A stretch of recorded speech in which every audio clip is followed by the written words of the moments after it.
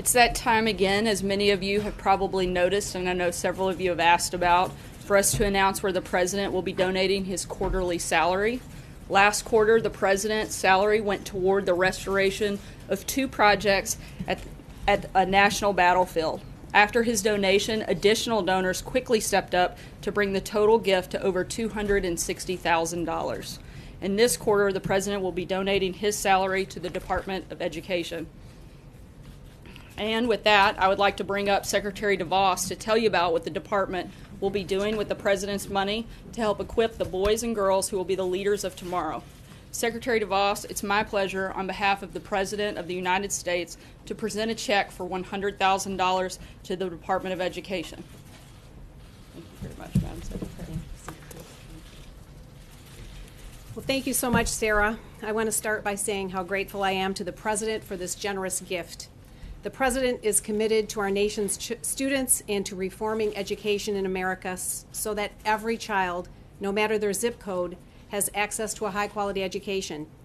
He and I have had many conversations about how best to put students' needs first and ensure we are setting them up for a lifetime of success. There's much work to be done, but we are certainly on the right track thanks to the President's leadership. Just yesterday, Ivanka Trump and I hosted a summer reading event at the Smithsonian's National Museum of American History, where the focus was on getting young girls, aged 6 to 10, excited about learning science, technology, engineering, and math. It was fun to see their eyes light up as they got to explore, create, and experiment in a collaborative environment. Today's and tomorrow's economy requires students prepared for STEM careers. That's why we've decided to use the President's second quarter salary to host a STEM-focused camp for students at the Department of Education. We want to encourage as many children as possible to explore STEM fields in the hope that many develop a passion for these fields. We look forward to this exciting endeavor, and I thank President Trump again for this generous gift. Thanks. Thank you, Secretary DeVos. Thank you for coming. Thank you, Secretary DeVos. Thank you for coming and being here for that today.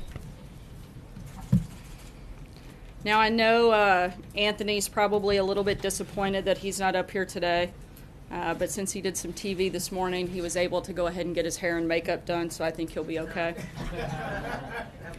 As Anthony said when he was up here last week, we're looking to mix things up a little bit. From time to time, I'd like to give us all a little reminder of why we're here every day, which I imagine for most of us is because we love our country and want to make it better.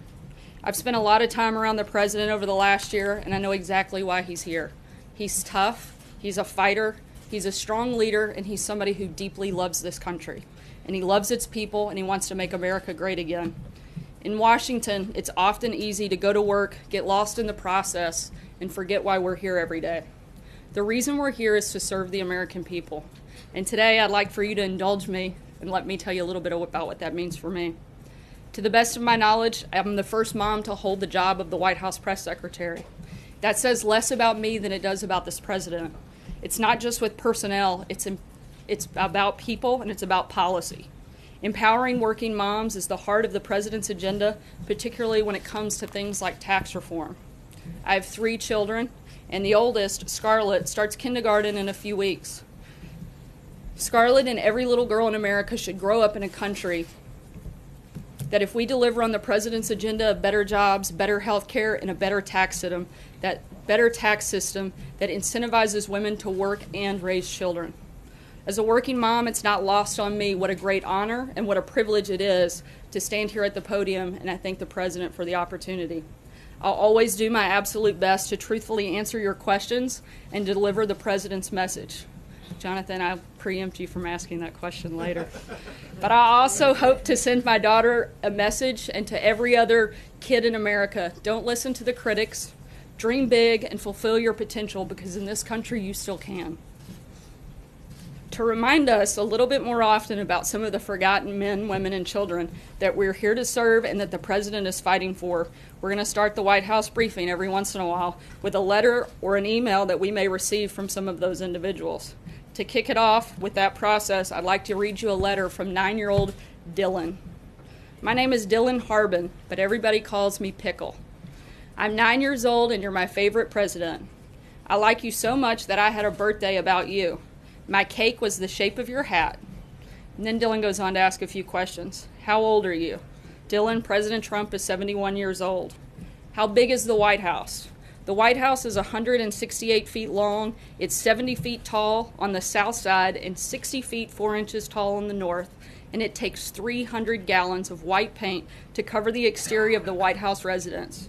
It has 132 rooms and approximately 55,000 square feet. How much money do you have? Dylan, I'm not sure, but I know it's a lot. I don't know why people don't like you. Me either, Dylan. You seem really nice. Can we be friends? I'm happy to say that I directly spoke to the President, Dylan, and he would be more than happy to be your friend. My picture is in here, so if you can, see me and say hello. Dylan, I hope you're watching because the President wanted me to personally tell you hello. Your friend, Dylan. Dylan, thanks for writing to the President, and if you're ever in Washington, D.C., I hope you'll stop by and let us show you around the White House. And with that, I'll take your questions. Steve. Sarah, Jeff Sessions was here today. What was he doing here? Did he meet with the President? And what does the President think about the conservatives who are rallying behind Jeff Sessions, saying he's essential to staying in his office? The Attorney General was here for other meetings, not with the President. It was a Principals Committee meeting, and did not see the President while he was here. I think the President's been very clear about where he is. He's obviously disappointed, but also wants the Attorney General to continue to focus on the things that the Attorney General does. He wants him to lead the Department of Justice. He wants to do that strongly. He wants him to focus on things like immigration, leaks, and a number of other issues, and I think that's what his focus is at this point. If the Attorney General launches a leak probe, would that help his status with the President? I don't think that's the nature of the relationship. Again, I think that the President is disappointed. He stated that, and I don't think there's anything more to add beyond that at this point. Sarah, thank you. A couple of questions about the new policy on transgender service members the President announced this morning. First, what happens to transgender service members now? Are they immediately thrown out of the military? That's something that the Department of Defense and the White House will have to work together as implementation takes place and is done so lawfully. So it's possible, because I see that the President was pretty clear in his tweet that transgender individuals, he will not accept or allow a transgender individual to serve in any capacity. So does that mean that those that are now in theater, that are now deployed to Afghanistan, for example, will have to be immediately sent home and Again, discharged? the implementation policy is going to be something that the White House and the Department of Defense have to work together to lawfully determine. And I would imagine the Department of Defense will be the lead on that and keep you posted as that takes place. Why did he decide to do this, given that during the campaign he had declared that he would protect the rights of transgender individuals? He said he would be better on this issue than Hillary Clinton, and now he's turned the clock back on this issue regarding the military. The President has a lot of support for all Americans and certainly wants to protect all Americans at all times. The President's expressed concern since this Obama policy came into effect, but he's also voiced that this is a very expensive and disruptive policy, and based on consultation that he's had with his national security team, came to the conclusion that it erodes military readiness and unit cohesion, and made the decision based on that. Kevin. Thank you, Sarah. If I could follow up on what Jonathan just said, that the President actually tweeted, "Thank you to the LGBT community. I will fight for you while Hillary brings in more people that will threaten your freedoms and beliefs." And so I'm wondering, you said the policy, the President in general wants to protect all Americans. Does this shift in policy protect transgender Americans, and what is the message that he is attempting to send to them by making this shift in policy? And if I could follow on health care. Let me answer that first question, then we'll come back to health care. On that, the decision is based on a military decision. It's not meant to be anything more than that, and it's simply about, obviously, it's a very difficult decision. It's not a simple one, but the President feels that it's the best one for the military. Okay, on health care then, if I could follow really quickly, can you repeal and replace the Affordable Care Act and still protect Medicaid funding? We're talking about the most dependent among us, and the need for Medicaid is great. And that seems to be a major concern among some lawmakers, including Alaska Senator Lisa Murkowski. So I'm wondering, from the president's perspective, if congressional lawmakers do send him a repeal that does not protect Medicaid funding, is that something he would still support? And what is he doing to try to protect Medicaid as it is now? You know, the president's been clear that he wants to protect those that are part of that program, but also very focused on repealing and replacing. We're working through that process. Excited about the progress that was made yesterday, and we're going to continue pushing forward until we get a new and better health care plan. Francesca? Thank you, Sarah. One short thing and then questions. Can you provide us with a copy of the letter that you read? Maybe even hold it up or just read a copy to us? I'll be happy to. That would be wonderful. Knock out Dylan's name, last name. Yes, Be thank happy you. to provide it to you. But back on Attorney General Jeff Sessions, you said that he didn't meet with the president when he was at the White House this week. Has he spoken to the president this week? Do you know when the last time the two of them spoke was? I don't believe they've spoken this week. I'm not sure on the time frame. Okay, and then another follow-up on Jeff Sessions. You said Always that the president, you said that the president has been very clear about his position on Jeff Sessions, and yesterday the president said that he wasn't leaving him to, quote, twist in the wind. But he continued to tweet about him this morning. If he is so frustrated and so disappointed in him, why doesn't he just ask him to resign or fire him? Why does he continue to just tweet about him instead? Look, you can be disappointed in someone but still want them to continue to do their job, and that's where they are. Continue in that job? I think that I made clear last week, if there comes a point he doesn't, he'll make that decision. Thank you. Let me have you please clarify, if you can, some comments that the president made in the Wall Street Journal interview yesterday about tax reform. He said, and I quote here, "The truth is the people I care most about are the middle-income people in this country who have gotten, as he says, screwed. And if there's upward revision, it's going to be on high-income people." On that upward revision part, what exactly was the president talking about? Is it a revision from his plan on the personal side at 35%, or is it revising it up from the current tax code? Yeah, when we get ready to walk through the full details of the plan, I'm happy to do that at that time. But right now, we're focused on the three big priorities of the tax reform: a simple, fairer tax code, middle-class relief, and creating jobs. That's where we are right now. We're continuing to work through that process, and we'll make announcements as we have Let me specifics. just ask you then a more general question on that. Does the president believe that the wealthiest Americans deserve a tax cut? I think the president is looking and prioritizing middle-class tax relief. He's made no secret about that. That's one of the biggest priorities of the three things that he's focused on when it comes to tax reform. Jordan? Thanks, Sarah. Two questions for you. First, the president has had almost 24 hours to review the Russia sanctions legislation. Has he decided if he's going to sign that? Well, it's a little bit more complicated than that. Senator Corker actually came out earlier today and said that he's not fully supportive of where the bill stands. We expect that there's a possibility that more changes take place, and so we're going to see what that looks like before we make a final decision. But I can tell you that the White House, the president, and the entire administration, as we've said many times before, strongly support sanctions against Russia, Iran, and North Korea. My second question is the president considering looking at any kind of policy about transgender people serving in the White House now that he's tried to make a decision on transgender people serving in the military? No, once again, this was a decision based on what was best for the military and military cohesion, and on the counsel of his national security team. Go ahead, Major. So the impression we get at the Pentagon is they were a little bit flat-footed by the president's tweets. And as I understand it, this was and has been for the last couple of weeks a conversation here specifically about TRICARE coverage for transgender procedures, and it suddenly evolved for the president to then go on Twitter to announce this ban. And as you already told us, the White House and the Pentagon are going to have to lawfully implement that. Typically, when you have an announcement of this magnitude, all of that work has been done at the procedural level between the bureaucracy of the Pentagon and the White House. Why wasn't any of that work done, and why was the Pentagon caught so surprised this morning by the president's tweets on that? Yeah, as I said before, that the president's national security team was part of this consultation. You mentioned yourself that there have been ongoing conversations. This one a smaller When the president issue, made not the a whole ban. Right. When the president made the decision yesterday, the Secretary of Defense was immediately informed, as were the rest of the national security team that had been part of this ongoing conversation. But you can't answer the question of what's going to happen to transgenders who are in the military now. Shouldn't you have been able to answer that basic question with a policy of this magnitude? Look, I think sometimes you have to make decisions, and once he made a decision, he didn't feel it was necessary to hold that decision, and they're going to work together with the Department of Defense to lawfully implement it. Peter? On Sessions, just because this is the baseline question. You said earlier the president was frustrated. Is that frustration now in the past?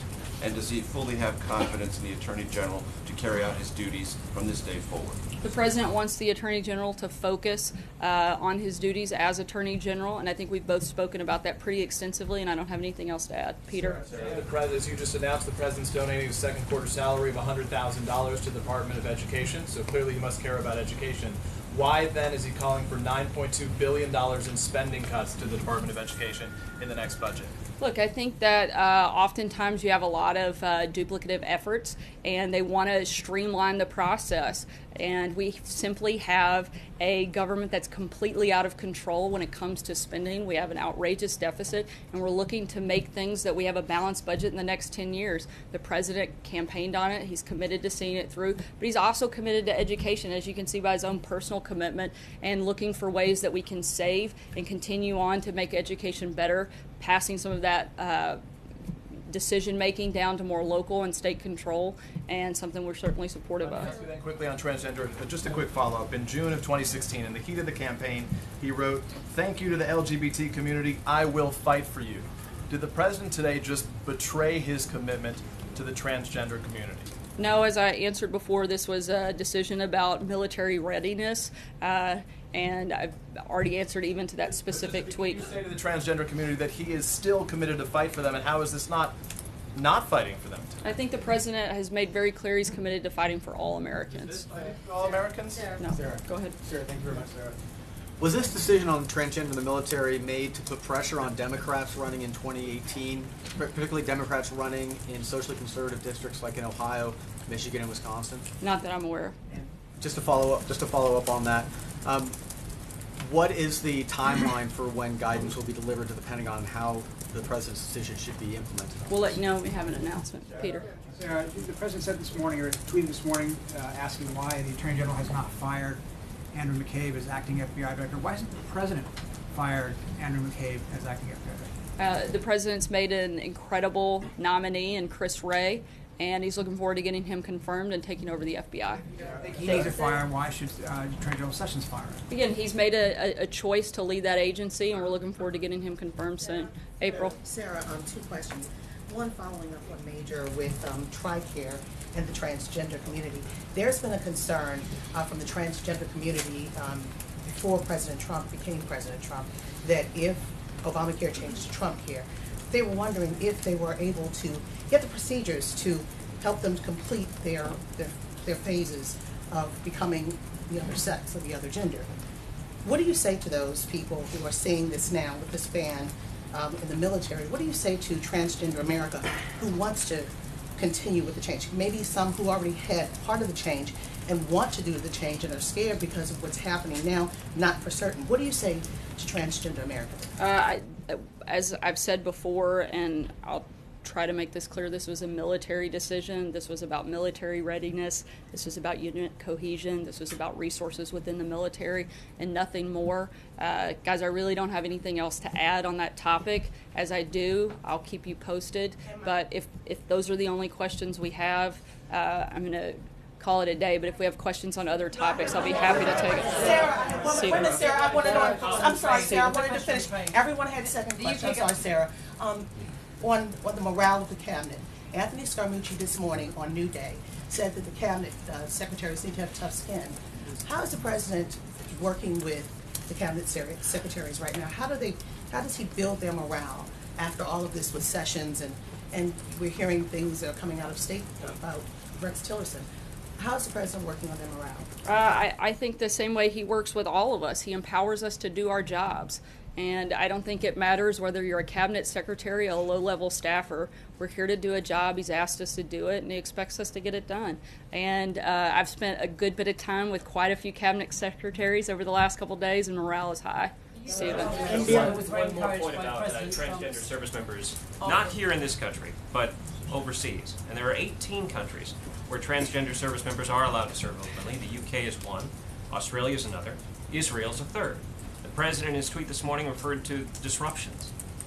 What does he mean? And is he concerned that there are disruptions in our allies' militaries in Australia and the UK and Israel? And should we worry about that from a military standpoint?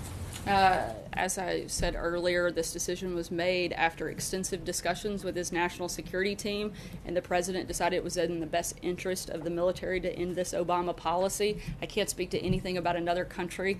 Pretty focused on making sure we get good things happening here. Zeke. First off, you were talking earlier about what the president wishes Attorney General Sessions to be doing in his job right now. Why hasn't the president picked up the phone or invited him over when he was into the Oval Office when he was in the building? Does the president have any intention of speaking with the Attorney General this week? I'll keep you posted if he does. John? Sorry, second question on the transgender service member issue. You mentioned this is the president reached this decision to improve or maintain unit cohesion. How does it maintain or improve unit cohesion to leave thousands of service members, some who may be overseas, serving in units overseas, in the dark about their status within the military? Once again, this was a decision made after the consultation with his national security team and decided the best decision. Alex. I want to ask you about a tweet the president had on Sunday. He said, "It's very sad that Republicans, even some that were carried over the line on my back, do very little to protect their president."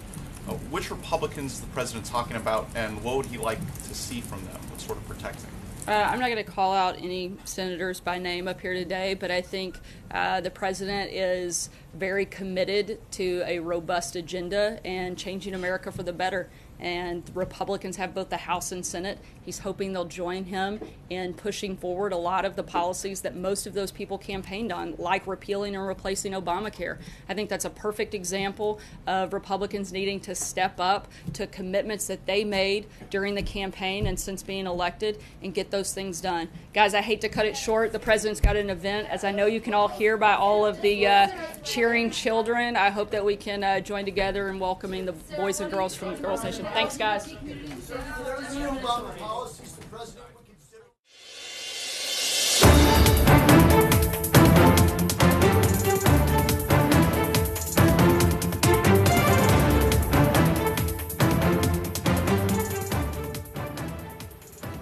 Hey, and happy Wednesday, and welcome inside the briefing room right here on ABC. We're coming to you live from the Washington Bureau of ABC News. I'm John Santucci alongside Mary Alice Parks with our political unit, and our full team is going to be coming to you in just a minute because we had an on-camera briefing. Little things are changing. A lot's happening at this White House this week. We know Sarah Huckabee Sanders now elevated to White House Press Secretary, Anthony Scaramucci moving into White House Communications Director, and Mary Alice, that's only some of the changes and things we've seen this week. Oh my gosh, this week has been absolutely nonstop. And that's what I was thinking about so much with those tweets this morning about the policy change over the transgender issue in the military. Was it another way for this White House and the president to deflect when the president's son-in-law is on Capitol Hill testifying, his former campaign manager is facing subpoenas issued, withdrawn, when the health care bill is a mess and theoretically going nowhere still in the Senate, all of a sudden this whole other issue inserted into this storm in Washington. And for anybody who's lost count, this is only Wednesday in a busy week. Wednesday's not over yet. We know the witching hour, right? All of these issues do deserve sort of debate and dissection, and yet it is almost too much to digest at once. You know, transgender, obviously the focus today. We saw at one point Sarah Huckabee, who's really never lost her cool up at that podium, seemed very frustrated with the press, almost saying, you know, guys, this is the only question. No, I'm going to leave. I'm going to move on. And she basically did there at the end. Yeah, she threatened to just end it. I mean, you could tell that she just did not have the answers that the press wanted. Really, really pressing questions. What does this mean? When will it be implemented? Some basic questions. What does it mean for transgender members of the military serving today? Some that are abroad in war zones. What does that mean? Obviously, John Carl asking, are they going to be flown home immediately, discharged immediately? I mean, that's a real life issue for a lot of folks. And she just had none of those answers, said that it would be decided later on. Yeah, and the other part of that, you would think that for the White House announcing a policy this morning, and we should point out, this is a policy that came just from the president's Twitter account. Hit just before 9 o'clock this morning. 3 tweets. We were all on edge as we were going ... wondering what they were going to be. But finally, when the third one got out there, we understood what the policy was, but no explanation from anyone in the White House. As you know from being up around Capitol Hill, many members of both the House and the Senate completely caught off guard by this. Right, and some big-name Republicans coming out quickly and saying this just is not okay. It's not how we should deliver the news of big policy. It should not be policy by Twitter. And some Republicans saying that this could amount to real discrimination in the military. It was interesting just a few weeks ago, a number of veterans, Republicans, but all veterans on Capitol Hill voted with Democrats against a provision that would have limited health care and health care spending for transgender members of the military. This is an explosive issue, highly controversial, and not necessarily cut and dry down the political aisle. But it plays well with hardcore conservatives, with his base, and just throwing one more wrench in the mix, already a full plate in Capitol Hill. You know, as you and I were talking about before we came on here, it does feel as though maybe this was thrown out there to distract from a lot of the other things going on right now. Obviously, a White House in turmoil. Obviously, the Russia investigation ever intense when Jared Kushner up meeting behind closed doors in a private session with the Senate and the House Intel on Monday and Tuesday. Obviously, a lot of angst right now also between the president and his sitting attorney general. But transgender definitely the focus for today. I know John Carl is going to be joining us momentarily over at the White House North Lawn. But this really right now, to some people, as many people quoted, felt like a real 180 from what the president said on the campaign trail, and the tweets are there to prove it. Right, and done sort of on his own, right? The Secretary of Defense is on vacation. The Secretary of State is on vacation. You have big Republicans on Capitol Hill seemingly caught off guard. The White House doesn't have these answers on implementation. All of that together makes the announcement seem very spontaneous, if not not thought out completely. It definitely seemed to catch the press secretary by surprise. She did not have the answers that the press needed. But you're right. I mean, this week just feels like it couldn't get bigger. Some of those other issues, I was surprised she also didn't have answers for. She got very basic questions about health care, whether she was confident they would be able to finally get something done. She basically said she was confident but wouldn't say anything else. There is an active debate going on right now, a last-ditch effort to keep that legislation alive on Capitol Hill. This White House, this president, is constantly sort of chastising Republicans for not having done something, but they didn't have any more answers today on how they should move forward or which votes they're hoping Senate Republicans will take. A lot of questions, and it felt to me like very few answers from that podium. But even the other thing that's fewer than answers, fewer accomplishments up on Capitol Hill. I mean, many members, as you know from running around there, disappointed with the fact that they are soon to leave, even though it was extended for the August break, without really getting a lot accomplished. I want to turn right now to ABC's chief White House correspondent, Jonathan Karl. He is outside the White House. John, an on-camera briefing and a very frustrated new press secretary. Yeah, well, clearly the White House communications shop and the Pentagon, it appears anyway, was caught blindsided by the president this morning announcing an entirely new policy on transgender service members. And I saw something that I don't think I've ever seen in a White House briefing, and that is the press secretary threatened to cut the briefing short if there were any more questions coming on a given topic. There were, of course, several questions about this new policy. John, I mean, the basic ones that I asked, I think are really basic. What happens to transgender service members now in the military? Are they immediately thrown out? Are they dishonorably discharged? Are those that are deployed to places like Afghanistan to be sent home and discharged? What is happening? And she said that this is something that will be worked out by the Pentagon and the White House. I mean, to see a new policy like that announced and basic details like that still not worked out. Imagine if you're a transgender service member, say deployed to Afghanistan right now, and you don't know if you're heading home tomorrow. And she couldn't answer those questions. Yeah, and John, this seems to be an ongoing problem here. You know, as you were talking, I was thinking about when Trump announced his pick for the FBI, Christopher Wray. That happened on Twitter. And John, I think we both remember that morning. That is another example of an ongoing problem where this president is really the communications director and not filling in the communications team to be prepared for something like this. Yeah, and you know, we have a new communications team now, a new press secretary coming in, a new communications director coming in, and to both be completely caught blindsided. And I think blindsided not just by this major policy change regarding the Department of Defense, but also all of the tweets on Jeff Sessions. I mean, really, if you look back to the moment that Anthony Scaramucci was named communications director, you've seen an incredibly stepped up Twitter activity from the President of the United States, including some very interesting, controversial tweets that have certainly gotten in the way of whatever message that a communications office would want to put out. Yeah, and let's dive into that for a second, because Attorney General Jeff Sessions, one of the first early on supporters of this president, getting not so nice treatment from the guy that he endorsed and now working for. A lot of rough names, beating up in Twitter. We saw yesterday at that press conference, John, that the president actually repeated again that he's been disappointed in his attorney general. But what's happening right now? It doesn't really feel like Sessions is going to quit, and it certainly doesn't feel like he's going to resign.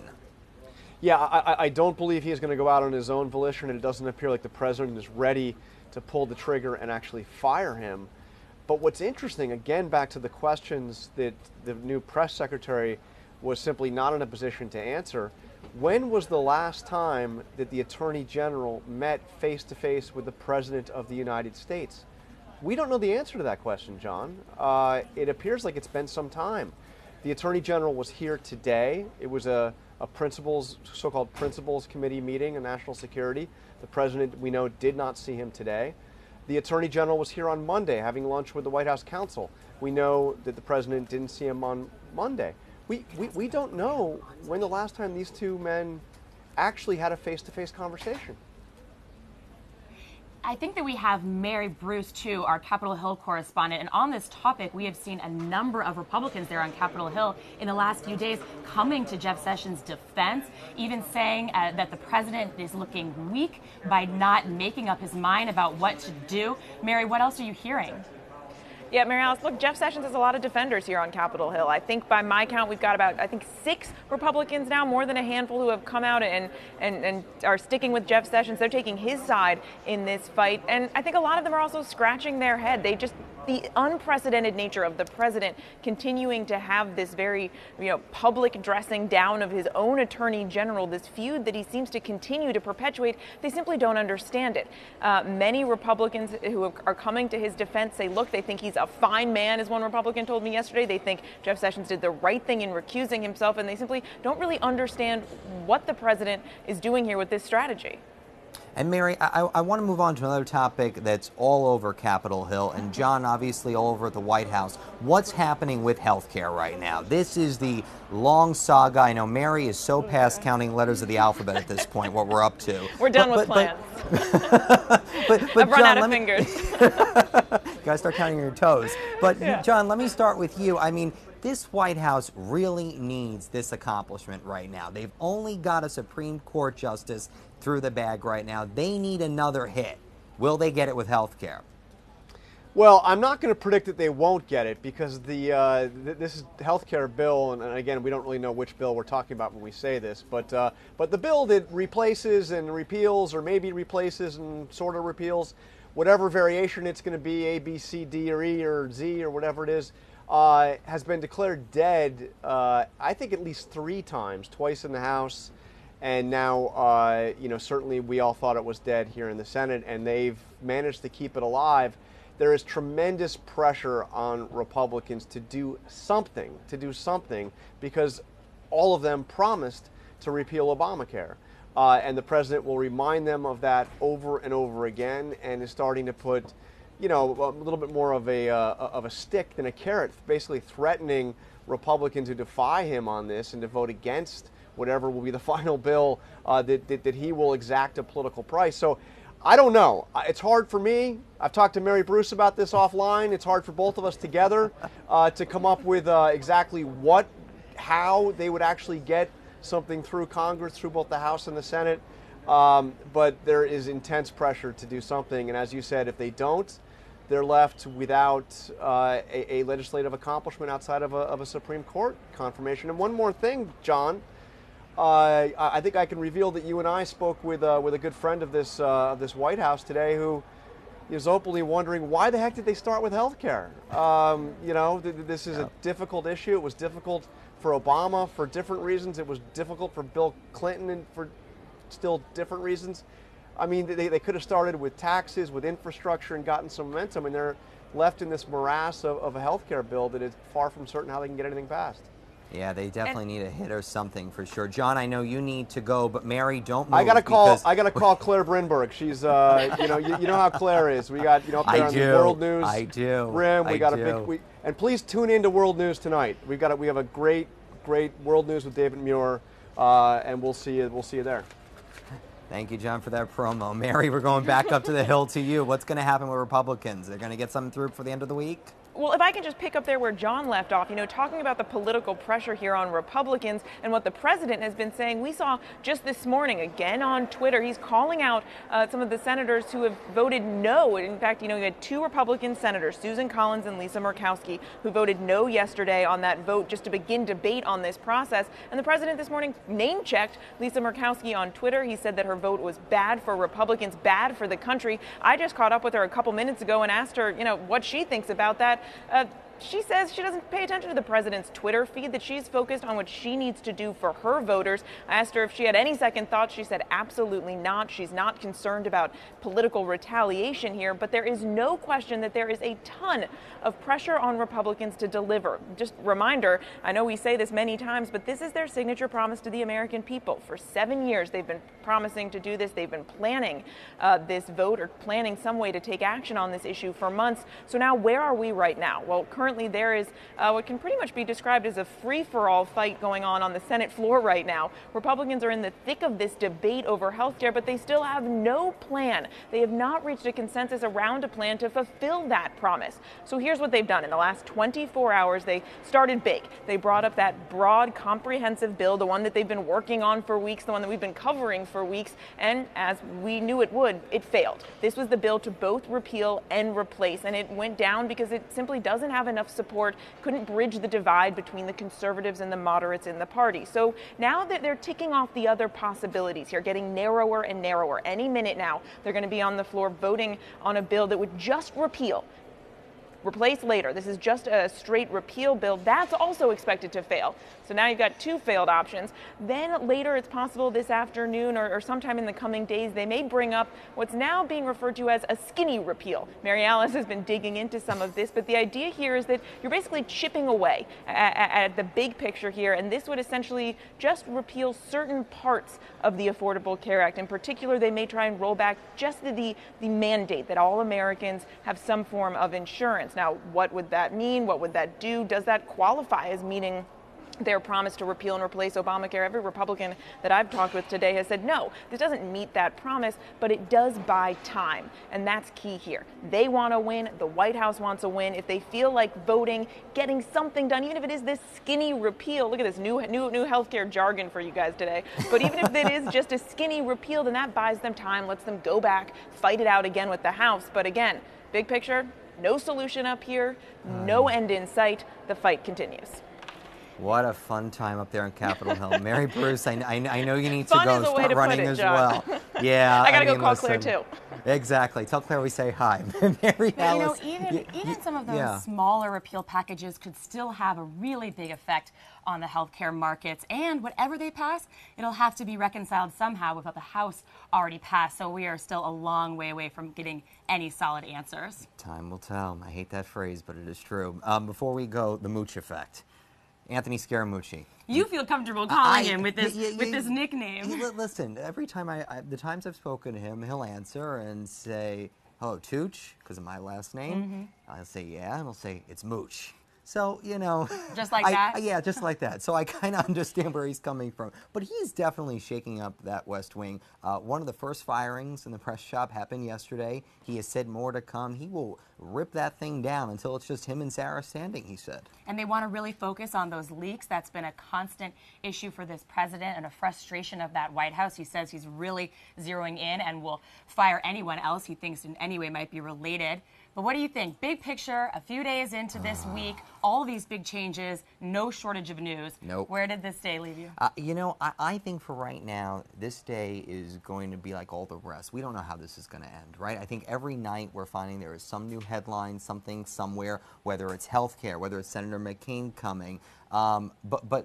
This is truly the moment right now of really figuring out where this week's going to go. Because usually it's that middle of the sentence. We get what's going to happen, what's not.